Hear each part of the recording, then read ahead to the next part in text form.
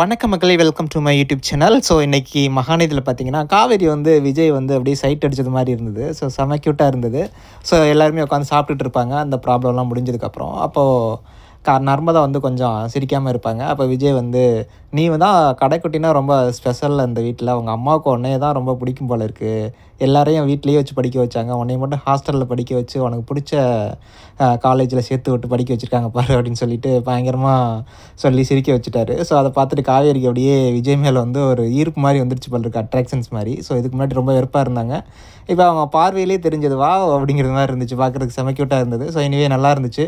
அதுக்கப்புறம் அந்த சைடு பார்த்தீங்கன்னா, அந்த யாழினி, அந்த அம்மு 2 பேரும் விளாண்டுட்டு இருக்கும்போது, "உங்கள் அம்மாவை நான் பார்க்கணும் அம்மு" அப்படின்னு சொல்லிட்டு யாழினி கேட்பாங்க. ஸோ அவங்க வந்து ஓப்பன் பண்ணி அந்த ஃபோட்டோஸ்லாம் காமிச்சதுக்கப்புறம், "இது எங்கள் சித்தி தானே?" அப்படின்னு சொல்லிட்டு யாழினி சொல்லவும், "இல்லை, எங்கள் அம்மாவும் உங்கள் சித்தியும் ஒரே மாரி இருப்பாங்கன்னு எங்கள் அப்பா ஆல்ரெடி சொல்லியிருக்காங்க" அப்படின்னு சொல்லிட்டு அம்மு சொல்லும். இருந்தாலும் அந்த பொண்ணுக்கு ஒரு டவுட் வந்துரும்.